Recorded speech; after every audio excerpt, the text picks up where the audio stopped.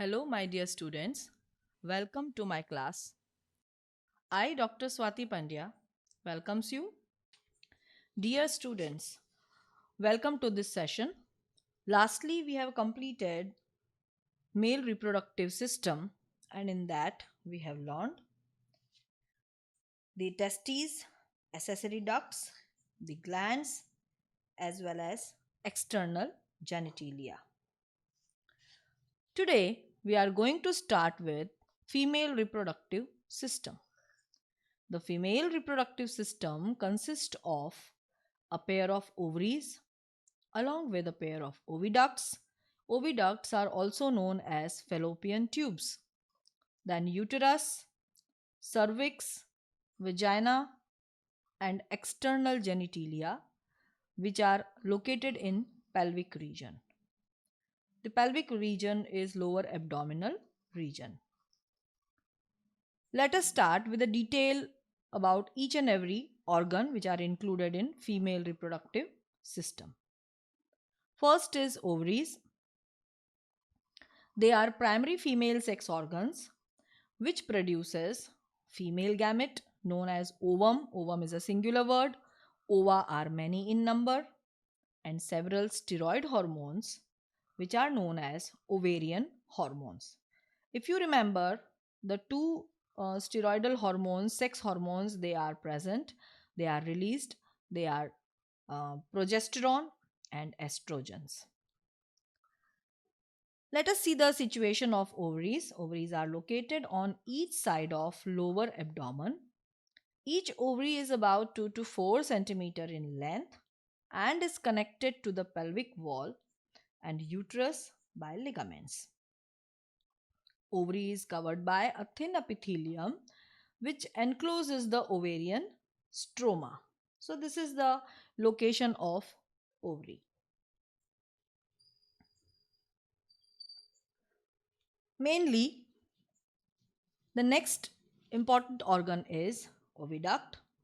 As I have said to you earlier, oviduct is also known as fallopian tube. Also, it is known as uterine tubes.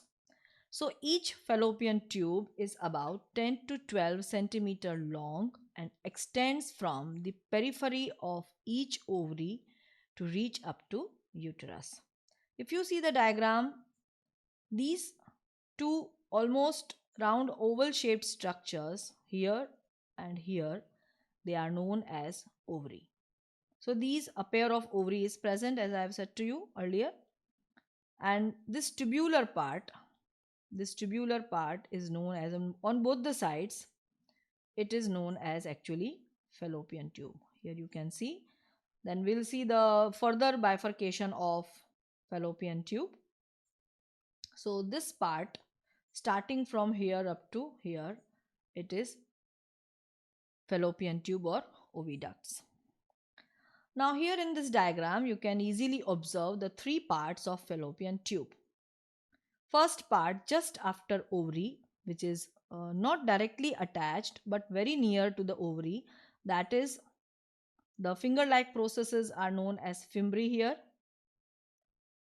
Then the anterior portion is infundibulum, followed by ampulla region, and the last portion is known as isthmus. Let us define it properly. So infundibulum is the part which is closer to the ovary and is funnel shaped. Here you can see this is funnel shaped structure. The edges of the infundibulum possess finger like projections called fimbriae. So these are finger like projections, fimbriae. Actually, the main function of fimbriae is to collect the ovum when they are released, and release of ova, that is known as ovulation. When we will discuss about menstrual cycle, you will come to know the detail about ovulation, the meaning of ovulation and the importance also. So whenever the ova they are released, they are collected here. The finger-like process is known as fimbriae. Then infundibulum leads to wider part of the oviduct known as ampulla, and the last part of oviduct is isthmus, and it has a narrow lumen which joins with uterus. So fallopian tube is followed by now uterus.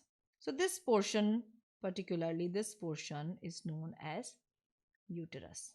So here the cavity is known as uterine cavity. So starting from here, ovary, then we have completed oviducts, and then now we have reached up to uterus portion. So uterus, it is a single structure. It is also known as mother's womb, and main important function of uterus is to develop the main body of the fetus, or embryo development, or fetus development. And if we compare its shape is just comparable to inverted pear. You can see here, you can compare this structure as inverted pear shaped. Then followed by the cervix, cervical canal. This is cervical canal. And last portion, this portion, broader portion, is known as vagina. So if we describe vagina, the uterus opens into vagina through a narrow cervix. So this portion is cervix, this is cervical canal, and lastly vagina. Now during birth, the cavity of cervix, which is known as cervical canal, along with the vagina, they combinedly form a birth canal, and it plays very important role during the birth of a child. Now let us see the detail of uterus. If we see the detailed structure of uterus, here you can see, let us compare the detailed structure of uterine wall. Actually, it is made up of three layers. The external thin membranous layer known as perimetrium, middle thick layer which is made up of smooth muscles, and the layer is called myometrium, and lastly the innermost glandular layer, because many glands they are present here, it is known as endometrium. And these three layers, they form the inner lining of uterine cavity. Actually they are shown here. You can see this is the innermost layer. You just see it increases the surface area. It is having this type of shape. So it is endometrium, followed by myometrium, and lastly in the outer portion it is known as perimetrium. So this sequence you have to remember, students. Don't change the sequence. In the same pattern only you have to learn. Innermost endo, outermost, here ecto word is not used, rather we are using the word perimetrium, and middle one it is known as myometrium. Actually the endometrium undergoes a cyclic change during menstrual cycle, while the myometrium exhibits strong contraction during the delivery of the baby. Even in the endometrial layer, the developing embryo it gets attached, and attachment of embryo to this endometrium, it is also known as implantation of embryo. So here the further development of embryo will take place when it gets attached to the endometrial wall. So it has a great importance. So today we have discussed in detail about structure of ovary, structure of oviducts, structure of uterus, and related cervix and vagina. One more thing is included here, which is external genitalia, as well as the importance of mammary gland, because they integrated structurally and functionally, they support the process of ovulation, fertilization, pregnancy, then birth, and lastly the child care, which will complete with our chapter. But in next session we will be going to study about the remaining things regarding female reproductive structures.